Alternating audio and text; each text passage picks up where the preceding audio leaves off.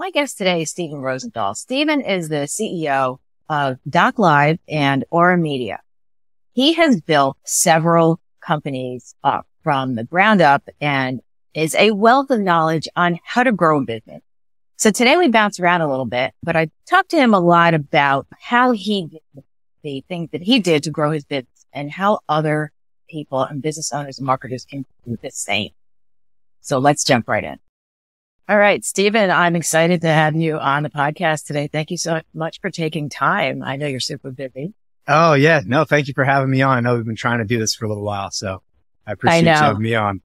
And with the holidays and everything, everyone's, kind of all over the place. So yeah, we threw having a new baby into the mix as well. So that's always fun. Oh, yeah, that's right. Congratulations. Thank you. When was the baby born? Boy or girl? October. And it's our second. We had a 15-month-old when he was born. So 2 little boys keeps us busy for sure. Wow. I don't have kids and I can't imagine, I have cats and that's it. Yeah, that's good. I mean, that's always fun though, right? It's hard enough. I always say that to my husband, like, how do people do it? I have friends that have like 3 and 4 kids. So I wanted to just jump right in, but I wanted to start with something you mentioned in your bio about jujitsu that you just started. Because I like to start with something that is kind of a hobby or of interest that's outside of the business. So tell me about that. You just started about a year ago? Yeah, I did. The reason I laugh is I just had an MRI last week. From it, I have some nerve injury in my neck, but, from that, they say it's from a combination of things, running, lifting and that, but I started that out. It's been pretty cool. It's always something I wanted to try. I traditionally like into more like ball based sports, like basketball, stuff like that, football.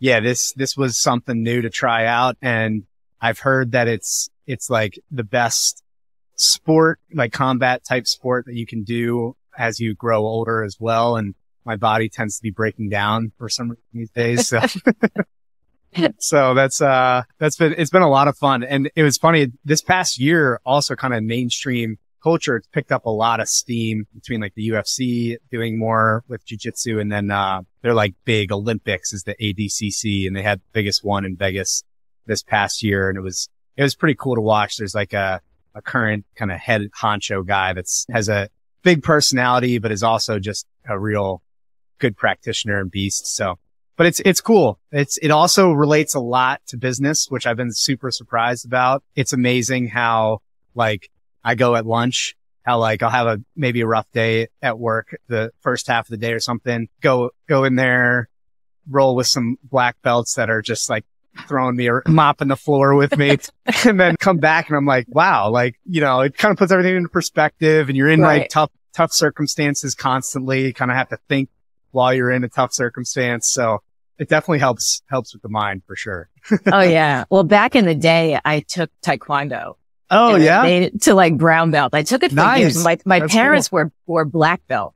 So it's like, if I was going to have any chance, my mother's Japanese and she had, her instructor was Japanese. And so she really kind of fell into it. Yeah. Then I started, when you get to brown belt, black belt, you start getting it a lot. Like I got the wind knocked out of me and I'll never forget it because it was scary. Like you just can't breathe, and I'm like, all right, I think I'm done with this. And I was really young at the time. Like I don't want to have injury. But all those martial arts, so it's a lot of mind, not mind control, but like, you have to sort of get your head into the game. I like it. I like it a lot. It's been a lot of fun. I've been off the mats for about 3 months because of this neck injury, but I'll get back soon. Yeah, you gotta be careful. Necks are not a thing to mess with. But the other thing, I know you've owned a couple of different businesses. Can you first give a little bit of background on how you started in business and where you are now? Yeah, I mean, I'll give a little bit of a fuller background. I think, I started in college. I went to school for bio pre-med, wanted to be an orthopedic surgeon. That was kind of the aspiration. Then in the process, graduated there, my undergrad, and trying to apply to med schools. It's a very arduous process. I know listeners who either has a relative or have tried themselves. It can be pretty grueling. I'm not really a good standardized test taker, not really a brainiac. So it really burned me out pretty big time. So I started to look at alternatives even while I was applying to med school. Like I had the grades, had the MCAT score, started down the interview process, but my heart wasn't in it. And at that point, and it's like 10 more years of schooling at a minimum. And I'm like, my heart's not in it. And I'm signing up for another decade. Like, is this the right move? Like, I don't know, That's a really long 10 years. Yeah, exactly. So I was like, what can I do in the interim? And my grandfather, my great grandfather, door to door encyclopedia sales and the world wars. And my grandfather was VP of sales for like a big welding company. And my dad had started a couple businesses in his career. So I was like, why don't I try sales, something, it's like something that's just talking to people, not a big learning curve, like becoming an orthopedic surgeon. So it's a little different there. Yeah, a little different. So, and I had done door to door sales throughout high school for landscaping companies and did all kinds of different like sales related stuff. So started selling for a small dental implant company, got to use some of my anatomy and physiology background there. And that really fell in love with deal making, finding issues, or even just like my whole approach. I was selling dental implants to like a general practice dentist. My whole approach was, how do you level up your business as a dentist and bring on a whole new market of people and solve like a problem that just leaves clients really, really excited and happy at patients with the results. So that was my approach, and really fell in love with that and was like, you know what, this sales thing, deal making, business building, and trying to map that against a career, that's where I want to go. So then I ended up at Stryker Orthopedics, which was like, I felt like I needed to go somewhere to really get trained well. So they're top med device sales organization in the Fortune 500. And that was like trial by fire. It was intense. I was a trauma sales rep. So I got my fix of working with orthos. Like I was in the hospitals with them, like supporting the trauma cases, gunshot wounds, crazy car accidents, all kinds of different stuff, and very high intensity, trying to help them figure out what product to use, to put this person back together on the table. So it was very intense, but I really enjoyed it. And then again, that was like for a season. And I was like, you know what? I just got married. I'm like, I need something that's going to like help with my work-life balance. I need to actually be away from work, not sleep in the parking garage of hospitals every night. It's like, what am I doing? Get old. Yeah, that can get old. So then I pivoted over into tech sales, selling software, and for a smaller company. And all that background that I lead up to was, I quickly realized the brand that I had at Stryker in selling just made my sales so much easier. And it was like, I never had to explain who Stryker was to any client. It was almost like it would get me in the door. It would elevate my credibility, even though I was a newer team member there. And it would bring the conversation to another level every single time. And I kind of took it for granted while I was in it. But then moving into tech, and I'd be like, I have to explain who the company is. Like, this is so weird, So I was like, it's a whole step you didn't have to do before. Yeah. I know. I was like, that opened my eyes to the world of marketing for sure. And how influential marketing is actually in building any business, whether you're selling med device to orthos or financial automation software to manufacturing companies, everything in between. It really makes sales easier. And then it's a huge variable to growing the business. And there's a lot of unforeseen benefits that happen just over a long-term investment into that. So that's when I decided, why don't I figure out if there's a way for me to bring like a low barrier to entry, really organic approach to building brand, but I'm a sales guy. Like everything's got to move the needle revenue wise. And I'm used to being tied to a revenue number. So it's like, how do I marry those two together? Making sales easier through marketing. And that's really where we started the marketing agency, Aurra Media. And it's focused on content-driven marketing. Very common thing in the space. It's not rocket science, right? We typically try to leverage the time of an expert in the business and then look at organic growth opportunities in digital channels like LinkedIn, podcasting, email marketing, things like of that nature. And not really on the paid ad spend side, but more on like the organic side. So that started in 2020. I went on my own payroll 3 days before COVID shut down. I was going to say 2020. Yeah. Whenever somebody mentions that year, I'm like, yeah. Yeah, it was intense. It was like first time on my own payroll, we're like expecting a baby and I'm like, crap, the world shut down. What am I going to do? Yeah. But it ended up being great. It's a great time to start a company that is trying to help others show up digitally. Right. Ended up being a pretty good time. Yeah, exactly. Yeah. Wow. So we started to build that. And then at the end of 2021, I had the opportunity to purchase our largest customer, which is a software business, DocLib. So we bought them and then transitioned the ownership over the past year. And then we've incubated a few other like small, I call them side dish type experiments over that year period as well. So we got our hands in some real estate. We started a car rental business. So renting out a Ford Bronco and building out that business.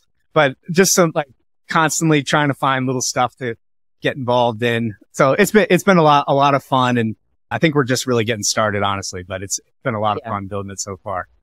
Well, it sounds like you've always been an entrepreneur. Do you think that people are always like, is that something you're born with? I'm not sure. I mean, I felt like for me personally, I can speak from my own experience. I feel like I couldn't not do it. Like, for instance, like in high school when I needed to make some money, I printed out flyers, walked around door to door and sold like 3 mulching jobs and made my money for the summer. Or like when I wanted to get my first job, I remember I printed out my resumes. I had like 15 different resumes and hopped on my bike. I was like 13 and was pedaling around to every single store in every strip market or mall, whatever that was near my house that I could pedal my bike to. And, you know, in my collared shirt, you know, it's just like I couldn't not try and grind and didn't get hired anywhere. I was like, come on, like, you know, nobody hired me. So started my Rosenthal landscaping business. And same thing in college, you know, it was like every time I needed to make some money, you know, when I started dating my now wife, I was like, need some money for some dates, hop in my sedan, strap a wheelbarrow to the top and go mulch some people's yards. You know, what's funny is it seems like, cause when I first moved out to California from the East Coast, and I was a personal trainer at that time. Oh, and so I was doing in-home personal training. Yeah. And I did similar to you. I ran off all these flyers and I found a company that distributed them. And so that's the smarter, not harder. Well, some of these places were like gated or I couldn't get in. And so but I got a lot of people that way. And there were people who actually saved my flyers. And this was back 2002 or 3, I guess, around there. And so, I ended up getting clients that way. And it's just funny when you think about it because when you look back, it's like, I can't believe I did that, but it worked, you know, it's almost like, what was I thinking? But hey, so what do you think is like, as far as building a business, what are like the biggest challenges that you see that you've experienced and maybe that you see in other companies? Yeah. I mean, I'm sure you can speak to this too, having built some yourself, but not like you. I mean, I've never done great. I've always just gotten bored, moved on to something. Yeah. I tend to just collect whatever I have moved on from as well. So I think, some of the hardest challenges, well, I think there's a dichotomy and a balance between a lot of the conversations in business that may sometimes don't capture the headlines as much or capture like the eyeballs on socials and stuff. But I do think that I think personnel management, talent acquisition and retainment, and then leveling people's talent up to the next level so they could get to their full potential over years. I think that is probably one of the toughest challenges, but also a massive opportunity. And I think people first. We just did a podcast that'll be released on my podcast about how to think about people in business. And my best friend is our finance guy. We've actually tapped into a ton of like the high school network, believe it or not, like this first and second degree connections from high school. We've hired, I think like 9 people or so over the past year. And like 7 of them have been somehow connected to somebody from high school. It's kind of crazy. Funny. I'm nowhere near the person that I was in high school now. So it's kind of funny that, you know, apparently I didn't tarnish my brand too bad. Right. But I do think that that's a big variable is people. And I think people that are able to run a people-centric business is huge. And one of the things that we landed on while we were doing our podcast on it too was like, it influences the P&L. Like a lot of people are like, oh, you know, it's not always good business just to focus on people. But you can think about it as like building both your balance sheet and then running a quality P&L. It's like investing in your people. It's like the same reason why you don't work at a desk falling apart, or like you don't have crummy internet when you're running a digital business, or like you don't keep the door open to your house. It's like you invest in your assets to protect them and to grow their value, right? Mm-hmm. And so you could think about it that way. If you really want to think about it from a purely business standpoint, is like they are your assets and they're also your biggest expense in your P&L. So if you're going to spend a ton of your money on people, why would you not want to make that line item on your P&L as the most efficient thing as possible and the most quality purchase that you're making every year or every month? So I see it from that perspective on the business side, but then also it's like you can be proud of what you're doing. If you can bring people that are excited about the vision or the direction that you're going. I mean, we're talking about a marketing agency and a financial automation company. We're not like solving world hunger or like things like that. But we can still attach an important vision to and make people's lives, especially their professional lives, mean something when they come to work with us. And that's really, I think, the goal for us, at least, is like we want to provide that sort of goal. And we fail at it often, but it's like something that we definitely strive for. And I think it's a challenge, but it's a huge variable. And yeah. I mean, a good example, we both, know Vanessa, who works on the marketing side. She came on via Upwork. I had like a whole interview process for somebody to come in and help manage my email back in 2020. And when I first started things, and she came on 5 hours a week just to help with my email. Cause I was getting like somewhere between 500 and 600 emails because I was running all the sales for a couple organizations. So she would triage it all and help me figure out what to prioritize, things like that. Well, now she like is the project manager, and she had been running the marketing agency until she's on maternity leave for the past year. So it's like she migrated into that role from like getting furloughed from a hotel, working 5 hours a week with us. And then there's just potential there, and she was about the vision and worked her tail off and was, running the thing, kept it afloat while I was working on running this other software business that we had just acquired. So yeah, huge opportunity there. Yeah, it's a long-winded answer with only one topic, but well, it's funny because I've done things like, I've way back, and I wouldn't even say 1 year because it was a long time ago. I ran a bakery of all things. Oh, nice. And so that's the first time I had to hire people. Mm-hmm. And I remember somebody who had a restaurant owner I was friends with, and he said, "You're going to start having problems." He says, "Your problems are going to start when you have to hire people." And I laughed it off. I'm like, what could be so bad? It's really hard to find people who are good and who are consistent and who stay that way. Like I've hired a lot of VAs and people that help me, assist my work. And it seems like there's a honeymoon period where they're really excited, and then they just kind of find other things, or they double their prices, and I can't afford them. But it just seems like that's the sticking point for me in my own business. It's been getting people. I have somebody I'm working with right now, and she just texted me last week. She got pneumonia, and she's in the middle of like literally redoing a website, and then those are things out of our control too. Yeah. So, but it took me a while to find her. So. Yeah. Well, a good book. It's actually, they used a bakery as the example, which is kind of funny. It's by Michael Gerber. It's called The E-Myth. I've seen that. Okay. It's a really good book. One of the guys that I work with here in the office, I handed it to and bug him at like every other week. It's like, "Hey, have you read it yet?" But, it's a really good book. And it talks about the journey of like a baker who's like a technician, right? Like they love baking and they start a bakery to bake, but then they end up with like a crazy challenging job where they're up at 5 a.m. every day, like baking all the time. Then they've got to run the business at the end of the day, and it goes through that whole story of like them hiring like a finance person to run the books. It's like, wow, I don't have to run the books anymore. It's like such a relief. And then it slowly shows how like you're moving from technician to like more of like a manager type role. And there's one other intermediate step that I'm blanking on right now, but eventually to the entrepreneur level role.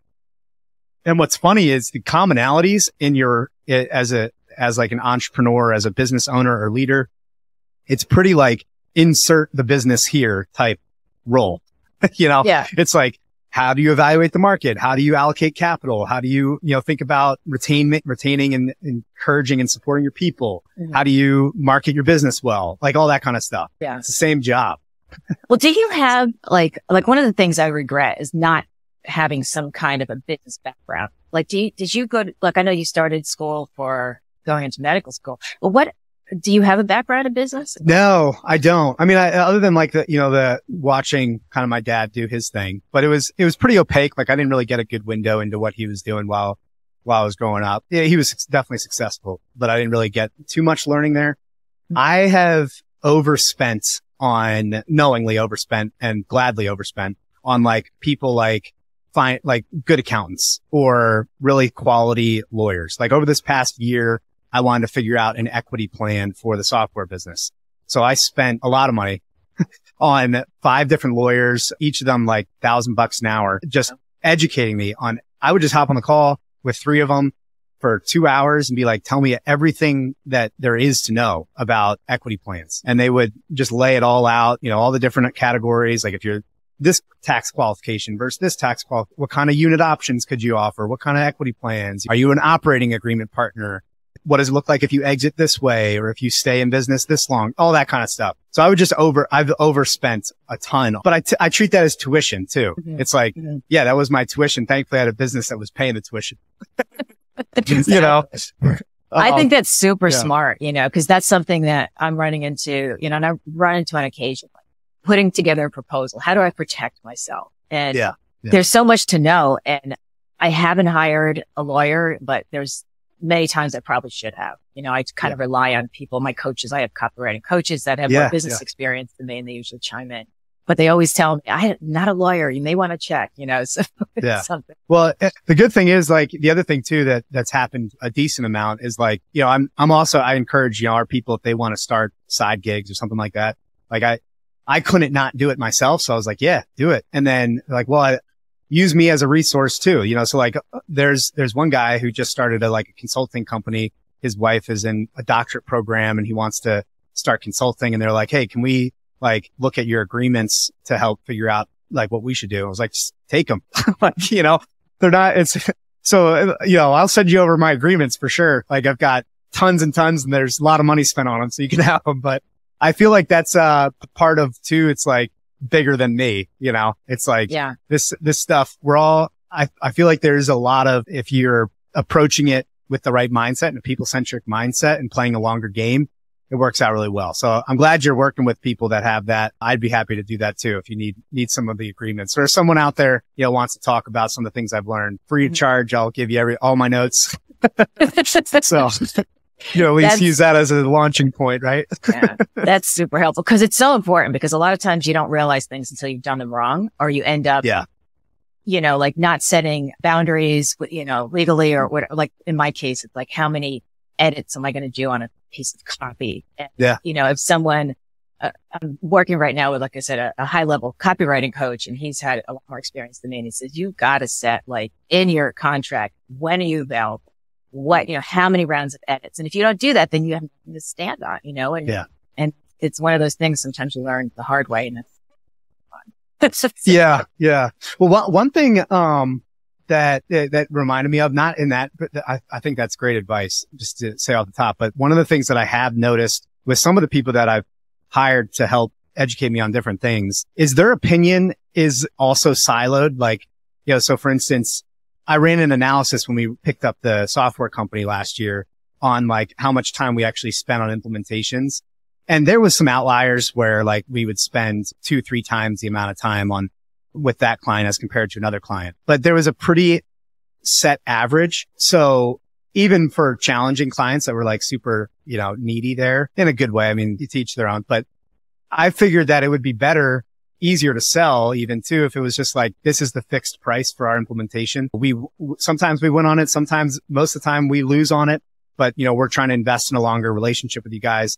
And we saw and then we also were able to kind of move a lot of the value of the contract into the recurring portion of that contract. So we saw it was a 3x increase in the annual recurring value of our contracts when we did that. And then we also saw a 4x increase in the number of net new clients that we brought in over a 2-year period. So it was even if we had kept the same rate, we would have already had a 3x growth in the contract value, net new contract values coming in. But it was interesting how I always try and bring in as many points of view as possible without being overburdened, and make a decision with opposing opinions. So like I would encourage people as they do that, like take that person's advice, but go try and find somebody that believes something directly opposite and hear all their reasonings. Cause then you can make the decision for what's best for your business and what you want to run. And that's always, I think, the best route, and you'll end up building the business you want to work for and work in too, It's interesting you say that because I had a situation not too long ago that I belong to a couple of different copywriting groups and they're both run by high level copywriters. And I ran the same situation and scenario past both of them. Yeah. And they both gave completely opposite opinions. One said, this is an absolute great idea. And the other one said, this is the worst idea ever. Don't do it. And so I had to really sit back and think about, well, each of them had different perspectives. Yeah. One person runs an agency. And so her perspective was vastly different from the person who didn't. So yeah, I had to kind of figure it out by myself. Yeah. That's good. Yeah. There's a good book. It's a massive book, but it's called Principles by Ray Dalio. He ran a hedge fund, but he has like a whole method. He calls it the meritocracy, where he tried to set up a structure where everyone's opinion was classified based off of the merit that they bring. So like to your point, it's like it almost helped round out the opinion. It's like, if I want to do this, then this person's opinion is weighted larger than this person's. Well, I was going to ask you, so what advice would you give someone who's starting a new business? Like say you had to start a business completely from scratch. I mean, what would you do? Like, how would you start? And what advice would you give? I'm a big proponent that the market ultimately decides on a lot of things. So I would encourage people to be less hung up on hammering out details initially. Sometimes it's challenging to do, especially if you know a lot about your craft, but to go and start having conversations with potential customers and just build those relationships. The worst case scenario is you got relationships with potential customers doing that. Best case scenario is they've helped you round out what your business should be about and what's going to serve them best. And there's oftentimes, especially if it's like start a podcast, right? And invite them on. You don't even have to distribute the podcast, but just invite them on, be like, hey, we're talking about this topic and I'm trying to get a feel for what people think about these categories within this topic. So you're starting I don't know, like a water bottle company and you're going to bring on some distributors for the local grocery stores. It's like, what do they care about when it comes to pricing compared to shelf space, compared to the relationship with their vendors or things like that, supply chain, all those, you'll get a lot of those details. And then when you go to sit down and figure out how to start your business, you've got the market has made and you've tested those assumptions against the market before you've even really developed your deliverables. The other alternative way to do that is to go and do bad deals. And the only reason that those deals are bad is because it requires more of your own time. So like that gives you the opportunity to start generating revenue, but it also gives you massive learning opportunity. Make sure you've got a term contract so you can walk away from the deal if you want.